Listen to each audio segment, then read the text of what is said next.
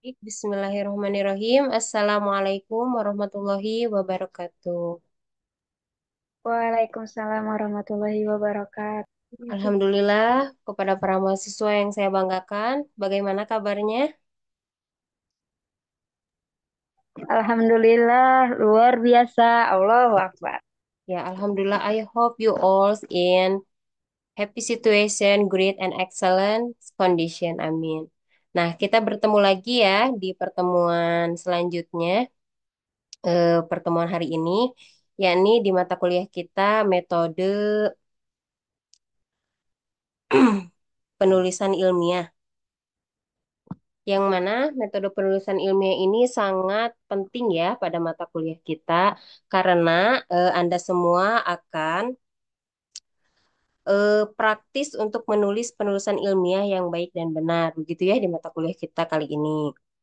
Adapun tujuan mata kuliah kali ini adalah memberikan pelajaran praktis bagaimana mahasiswa itu menyusun latar belakang, kajian pustaka, metode penelitian, proses penelitian hingga hasil penelitian dan pembahasan serta kesimpulan dan yang terakhir adalah referensi.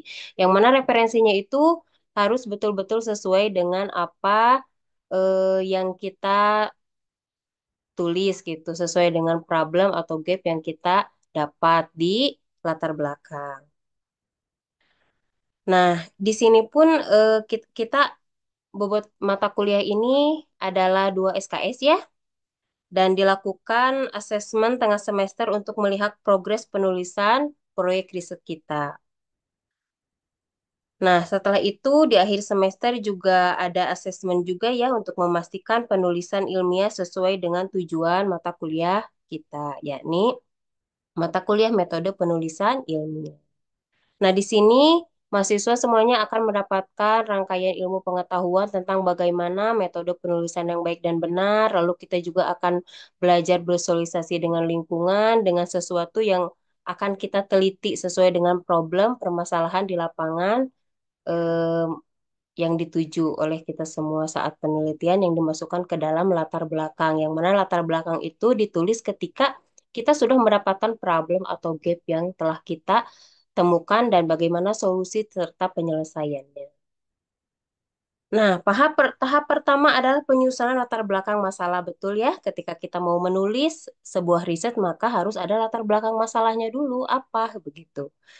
Nah, di dalam penelitian ilmiah, langkah yang ditempuh oleh mahasiswa untuk merancang tulisan ilmiah yang meliputi topik yang berkaitan dengan pendidikan dan pembelajaran. Karena kita itu sebagai pendidik ya, otomatis eh, tulisan kita itu berkaitan dengan pendidikan dan pembelajaran.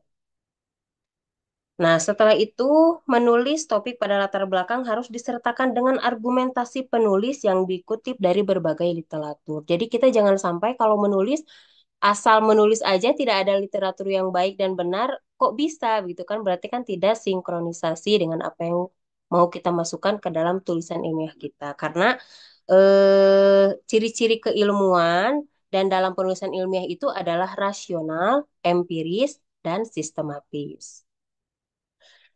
Nah, kita juga di situ harus menemukan sumber-sumber riset orang lain dari media online, website, dan sebagainya ya, karena itu bisa dijadikan isu yang krusial dan menjadikan tulisan kita itu sangat menarik untuk dibaca para pembacanya dan kita juga akan mendapatkan ilmu terus yang butuh dengan tulisan ilmiah kita juga mendapatkan sesuatu yang bisa ditanamkan dalam pendidikan atau pembelajaran seperti itu.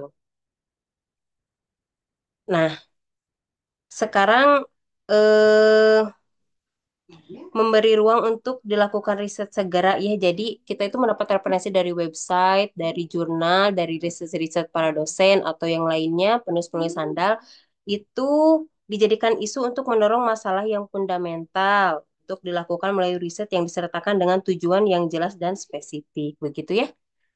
Nah, jadi di sini tugasnya adalah semua mahasiswa menyusun tulisan berkaitan dengan topik pendidikan yang menarik ya, yang referensinya itu dari website tadi, terus dari artikel, kan sekarang banyak ya ditemukan bahkan di lapangan-lapangan atau di sekolah-sekolah, isu-isu apa nih yang terjadi, yang harus dikembangkan. dan apa solusinya, penyelesaian masalahnya bagaimana, itu kita sebagai pendidik pasti harus bisa menyelesaikan masalah itu ya, dan kita bermanfaat bagi masyarakat karena tujuan kita itu adalah seperti itu ya. Baik, ini tuh tulisan kita itu berkelompok ya, terdiri dari 3 sampai 2 orang. Kenapa hanya sedikit? Karena biar fokus, biar bisa berkolaborasi, biar saling tanggung jawab, dan keduanya itu atau 3 orang ini bisa saling mencari informasi yang sangat relevan. Berbeda dengan kalau misalkan jumlah orangnya terlalu banyak, itu penilaiannya juga kurang objektif ya, kurang bagaimana begitu. Tapi kalau 2 sampai 3 orang itu betul-betul Anda semua melakukan penelitian yang betul-betul ilmiah, yang nantinya empiris, rasional, dan sistematis gitu. Baik, teman-teman, ada yang mau ditanyakan terkait dengan penulisan kita yang diawali dengan background, yang nantinya teman-teman harus menemukan masalah dalam pendidikan dan pembelajaran, terus diselesaikan dengan solusi. Begitu. Ada yang mau ditanyakan? Tidak ada? Baik.